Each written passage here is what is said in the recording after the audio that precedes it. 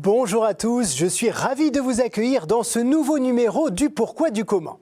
Cette semaine, nous allons parler d'un saint bien connu des procrastinateurs et autres feignants ou malhonnêtes, Saint Glinglin. On l'évoque régulièrement pour dire qu'on fera quelque chose, un jour, peut-être, on verra, mais il faut quand même pas trop compter dessus, quoi. Voilà. Allez, pour entrer dans le vif du sujet, il faut le préciser tout de suite, la Saint Glinglin ne fait pas du tout référence à un jour précis du calendrier liturgique.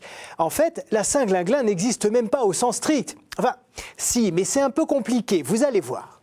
Les spécialistes affirment que l'expression est apparue en France à la fin du 19e siècle. Elle nous vient de la déformation du mot saint, S-E-I-N-G, du latin signum, qui veut dire signal.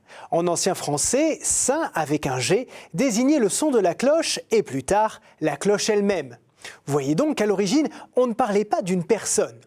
Glinglin viendrait des verbes glinguer ou guinglier, qui étaient utilisés dans un dialecte de la région de Metz et qui voulait dire sonner ou résonner.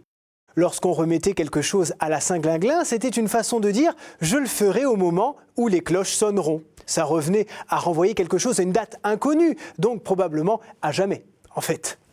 Il faut savoir qu'autrefois, l'année liturgique était pour tous la référence temporelle principale.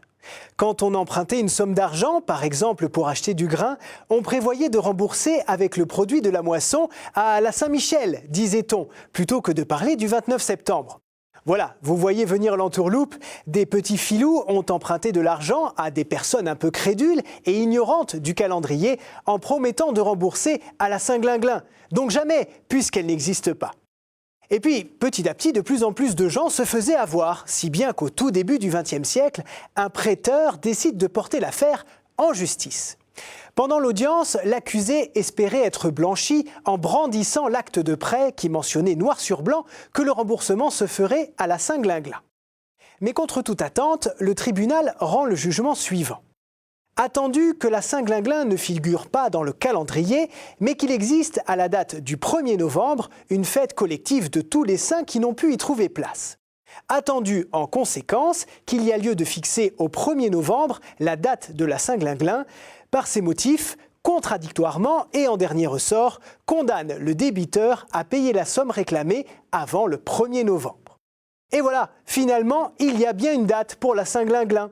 Elle a été instituée par jurisprudence, donc à la Toussaint, ce qui explique probablement pourquoi le saint S-E-I-N-G s'est transformé en saint S-A-I-N-T.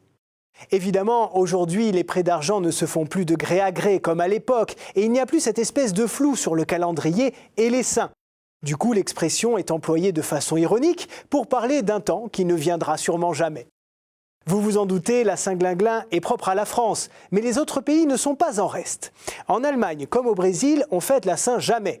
En Roumanie, la Saint Attend et aux Pays-Bas, la Saint Jutunus, qui n'existe pas non plus. Quant à nous, nous avons d'autres expressions qui veulent dire à peu près la même chose. Quand les poules auront des dents, ce qui bien sûr n'arrivera jamais, on parle aussi de la semaine des 4 jeudis et puis on fait référence au calende grec. Le mot calende désignait le premier jour de chaque mois dans le calendrier romain. Et comme les Grecs n'avaient pas de calende dans le leur, ça renvoyait forcément à une date inconnue. Voilà, c'est fini pour aujourd'hui. Merci de votre attention. Et puis surtout, n'attendez pas la Saint Glinglin ou que les poules aient des dents pour partager cette émission sur les réseaux sociaux. À la semaine prochaine pour de nouvelles aventures. Au revoir.